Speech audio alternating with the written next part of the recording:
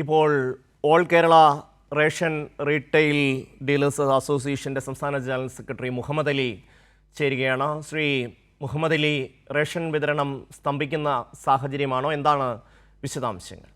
അതായത് രാവിലെ ഉച്ചവരെ റേഷൻ വിതരണം പരിപൂർണമായി സ്തംഭിച്ചിട്ടുണ്ട്. ഈ വിവരം IT സെല്ലുമായിട്ട് ഞങ്ങൾ സംസാരിച്ചു. ഉച്ചയ്ക്ക് ശേഷം ശരിയാകും എന്നുള്ള വിവരമാണ് കിട്ടിയത്. ശരിയായോ എന്ന് അറിയാൻ കഴിഞ്ഞിട്ടില്ല. ഇപ്പൊ 4 മണിയായി. റേഷൻ കട തുറന്നാൽ മാത്രമേ നമുക്കത് ശരിയായിട്ടുണ്ടോ എന്ന് പരീക്ഷിക്കാൻ കഴിയുള്ളൂ. ഇപ്പം രാവിലെ പരിപൂർണമായിട്ടും ഉച്ചവരെ നമ്മളെ റേഷൻ വിതരണം പരിപൂർണമായി മുടങ്ങിയിട്ടുണ്ട്. അത് ഒരു മേജർ കംപ്ലൈന്റ് ആണ്. അതായത് ഈ IT സെല്ലിൽ ഒരു മേജർ കംപ്ലൈന്റ് ഉണ്ടായാൽ അത് സർക്കാരിനെ അറിയിക്കേണ്ട ഒരു ബാധ്യത ഉണ്ട്. ആ ബാധ്യതയിൽ നിന്നും IT സെല്ലിൽ പിന്മാറിയോ എന്നാണ് ഞാൻ അറിയേണ്ടത്. അവിടെയാണ് വിഷയമുണ്ട്. സർക്കാരിനെ അവർ അറിയിച്ചിട്ടില്ല എന്നാണ് ചില കേന്ദ്രങ്ങളിൽ നിന്ന് ഞങ്ങൾക്ക് മനസ്സിലായത്. IT സെല്ലിൽ ഒരു വലിയ മേജർ വിഷയം ഉണ്ടായി. കേരളത്തിലെ 14,000-ഓളം വരുന്ന റേഷൻ കടകൾ ഞായറാഴ്ച ലീവായിരുന്നു. ലീവായി കഴിഞ്ഞിട്ട് തിങ്കളാഴ്ച നമ്മൾ തുറക്കുകയാണ്.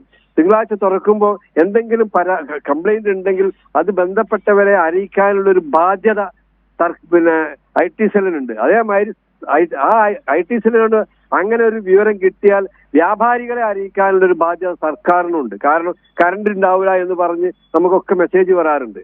അതുപോലെ കറണ്ട് കട്ടുണ്ടെങ്കിൽ, നമ്മുടെ മിഷൻ കേടാണെങ്കിൽ അത് അറിയിക്കേണ്ട ബാധ്യത ഉദ്യോഗസ്ഥന്മാരുടെ ഭാഗത്തുണ്ട്. അത് എന്താന്ന് മനസ്സിലായില്ല. ഇന്ന് രാവിലെ മുതൽ വ്യാപാരികൾക്ക് വല്ലാതെ വിഷമമുണ്ടായി.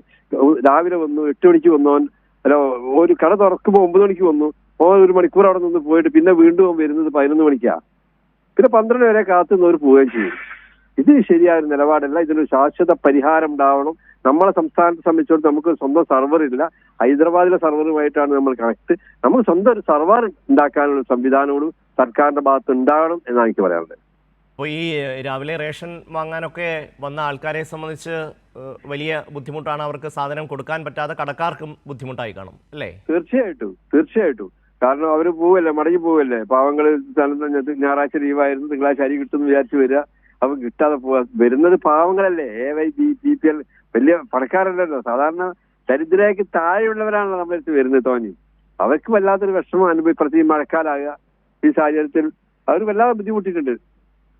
അതാണ് എനിക്ക് പറയാനുള്ളത്. തീർച്ചയായും ഈ പ്രശ്നം അടിയന്തരമായി പരിഹരിക്കാൻ സർക്കാർ വേണ്ട ഇടപെടൽ നടത്തും എന്ന് പ്രതീക്ഷിക്കാം. എന്തായാലും 4 മണിയോടുകൂടി നമുക്ക് ഇതിൻ്റെ ഇപ്പോഴത്തെ സാഹചര്യം അറിയാനും കഴിയും. ശ്രീ മുഹമ്മദ് അലി ആണ് പ്രതികരിച്ചത്.